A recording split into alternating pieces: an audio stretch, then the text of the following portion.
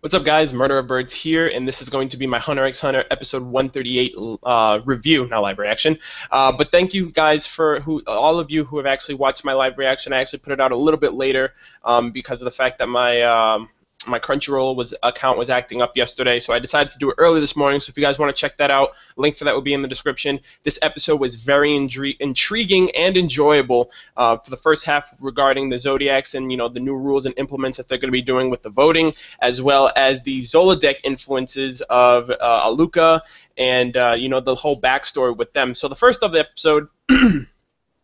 First off, I gotta say, first and foremost, I think this new opening is my favorite opening. But anyways, the first bits of the episode regarding how Jing's rule set and how he wants to do things failed twice. So some new rules are going to be implemented by Pariston. And at first I thought, Pariston's really underhanded. I feel like I don't understand why so many people liked him, as a character, maybe even as a, from an ethical standpoint.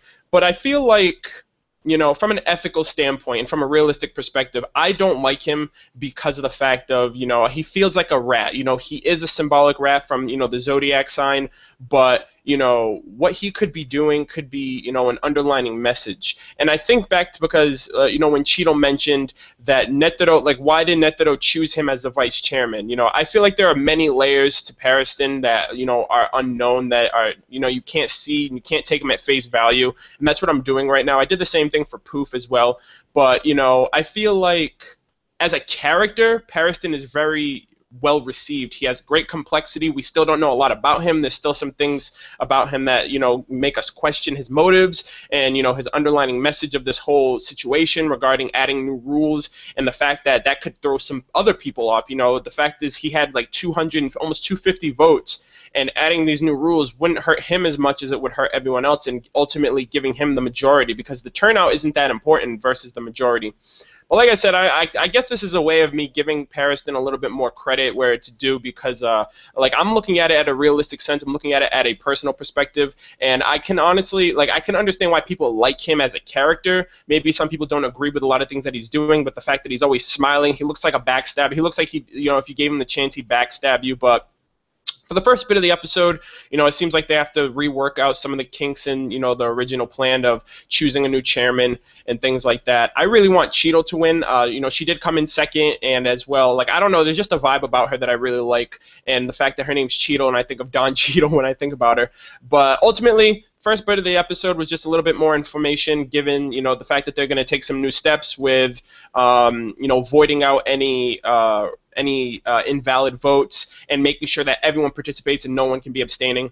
But other than that, I'm still looking forward to seeing where that's going to go. But the meat and potatoes of this episode was the reveal of the youngest Zoldyck member, youngest Zoldyck sibling, Alluka Zoldyck. Now, before I get into this, I just want to let you guys know I had a bit of a gender confusion. I didn't realize that there was going to be this big of a gender confusion, because the narrator last episode mentioned that all of the siblings were brothers. Miluki, Illumi, Killua, and for the longest time, until the last episode, I did some extra research, until last episode when the narrator said that they were all brothers, I was under the suspicion, I thought Kaluto was also a girl.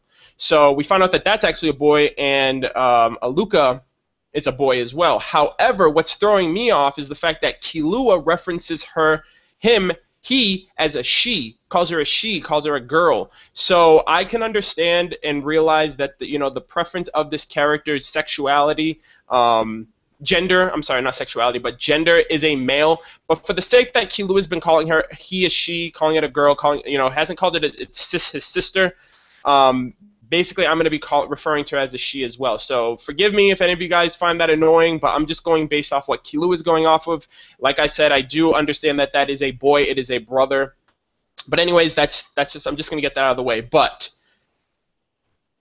oh my gosh, this new Zoldyck member, Nen abilities are insane. She is cute, not as much as she is terrifying, and the backlash of her abilities and such. But anyways, Killua goes back home. We see some familiar faces. We see that guy that works as security. We see the door. We see the door like the guy who waits at the gate. And Killua is really desperate. He's trying to get back home. He's trying to find a way to save Killua, and I'm sorry, save Gon. And one way is, obviously, I thought right off the bat was Alluka confronts his father. And I honestly thought that Killua and his dad were gonna go at it when Killua's dad was saying that Alluka is not a part of our family member, isn't a part of this family. It's not human. That thing came from somewhere else. And Killua like powered up, and I was like, oh my god, are they really gonna go at it toe to toe? But then everything subsided.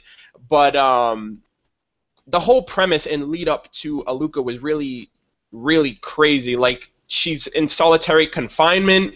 You got like this underground fortification, all of those doors, all those steel doors. Like the first few steel doors, I was like, all right, they're taking precautions, et cetera, et cetera.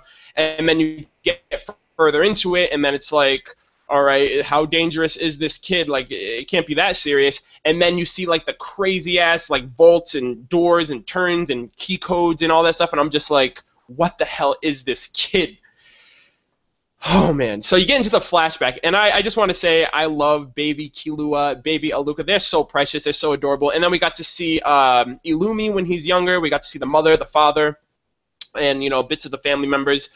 But getting into the Nen abilities of Alluka, I thought it was crazy awesome at first and then terrifyingly awesome towards the end because of the breakdown of it. All right? Alluka wants you to give her a high five. She wants you to pick her up, and she wants you to give her a piggyback. And it's up to you to decide what you want to do. If you regret, if you decline giving her a piggyback, giving her a high five, or picking her up, the fourth request, if you deny that, you die. And not only you, but your most loved one. So your mom, your dad, your sister, your brother, your lover, your wife, your husband, your boyfriend, your girlfriend, dead. Both of you are dead. All right? So at first I'm like, well, what's the big deal if her eyes turn black? Like, what's the big deal? Like, just do what she asks you to do, and you'll be fine. And even better than that, if you do her 3 requests, you get a wish. So I'm like, hey, what's the big idea? What's the problem? Until I thought about it, and I was like, wait, it can't be that cut and dry. There has to be a payout. Like, what's the cost of doing this? So yeah, you could pick her up. You can give her a piggyback, and you can give her a high five, and she'll grant you a wish. Now, the wish is where the complexity of this Nen ability takes place and what pretty much turns everything into a serious situation and why Alluka is so dangerous. Because, take it from the episode, Killua had a very simple wish of, throw me in the air. And that doesn't really change the scenario of things. It doesn't change anything in terms of difficulties, in terms of different requests and such. However, we got to see the differentiation, and we got to see the scale of difficulties of the requests when the butler asked for $1 million. $1 million is monstrous. That's a lot of money. $1 million is a lot of money, and that's something crazy that you just poof automatically make come true. And I thought that, and that's one of the cool things that I thought, like, oh wow, that's such a cool ability. She can grant wishes. But then you find out the outcome of that. We find out that afterwards a wish is granted, everything is reset, and you see a huge difficulty spike based on the wish. And the wish doesn't only change the difficulty spike of the request, but it changes the outcome of if the requests are denied, the dangerous outcome of the deaths. So, and that's expressed throughout the second episode when the second butler is pretty much like a guinea pig. And it doesn't go from pick me up. It's not Alluka saying, hey, pick me up. Hey, give me a piggyback ride. No, it's I want your organs. Give me your spine, your brain, your kidneys. Like, what? Like that's insane. And that's when I realized this is why she's so terrifying. And I feel like she's somewhat spoiled too, but I can see why, because it's a Nen ability. But the fact that she asks for so many things, it's like, why are you asking for something every 2 seconds? And then you get your way, and then you guess, and then you ask for something else. But anyways, just the terrifying factor that's how big the spike is when it comes to granting wishes. And it's not only that, but if you grant those 3 wishes, you get a wish. But those 3 wishes, like, you can't do that on the spot. You can't just give someone your spine, your kidney. Like, you can't do that. But not only that, like, the outcome of the wish, the prior wish, affects the decline of deaths. So that butler who asked for $1 million, yeah, that's cool. She got the $1 million, but the butler who declined the wishes of giving her organs, not only did she die and not only did her lover die, but 67 people also died. At least 67 people, because they didn't find that's how many that they found out about. So there could have been more than that.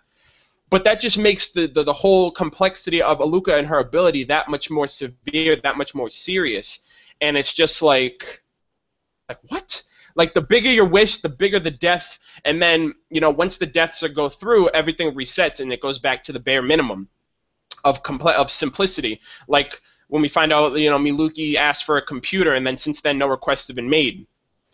Ultimately, I think she's a boss. Obviously, Killua is going to obviously use the wish as a form, you know, grant her any requests, and then use the wish to revive Gon, because it's obvious that, you know, this is the desperation that he's going into. But what I want to know is how severe the backlash of that's going to be. Like, I can understand you could put price on money, but you can't put a price on a life. A life is priceless. You can't put a price on a life, and it's like Gon's life is in the balance. So what's Killua going to do if he gets his wish? Or is he going to let somebody else bear the burden of whatever wish that he made, and, you know, the requests and how ludicrous they may be, you know? One thing that I also do realize, taking from the opening at least, is that Killua isn't just going to ask for the request and then leave. I feel like he's going to try to free Alluka from her solitary confinement. Based on the opening, we see that, you know, it seems like a lot of the butlers, especially from the Zoldicks, are going to be involved in this arc, pertaining to maybe getting Alluka out of there. Maybe the father, maybe Silva and the rest of the family members want to keep her there. We also got Illumi, who said, you know, he has to take care, he wants to get rid of Alluka, and Killua seems like to be the only one that actually genuinely cares about this, about his brother, and cares about the well-being and the safety, and probably is going to end up getting him out of there. We saw that, you know, from the opening, Killua's in Godspeed, he's holding her, and, you know, they're making a run for it. The butlers are getting involved, so they might take Killua's side, but ultimately I feel like that's what he wants to do. He wants to get her out of there, but at the same time, it's like, her powers are like ridiculous and on the spot too. Like, she just asks for things on the spot, and it's either you do it, and if you don't do it, she's gonna keep asking you until you can't do anymore, and then you die or whatever. So, like I said, this was a very good episode. Like, I understand the whole Zodiac thing at the first half, but I feel like that got blown out of the water and completely overshadowed to this whole new Zoldyck member, Alluka Zoldyck, her abilities, what it pertains to, all of that stuff. But I'm definitely looking forward to what's going to happen with Killua, with getting her out of there, with Gon's situation. What's Killua going to do? Does he have, you know, does he find a loophole in, you know, the abilities to spare like anybody's lives or to bring down the requests, you know, the difficulty spike of requests, all that stuff. But that's all I took from the episode. It was a great episode. Like I said, I did a live reaction. If you wanted to check that out, I'll be putting a link in the description after this video is uploaded. But thank you guys for watching. Be sure to comment. Let me know your take on the episode, what you liked about it, what you're looking forward to, and like and subscribe if you haven't already. I'd greatly appreciate that. That's all I've got for this review, and I will catch you guys next week. Take care.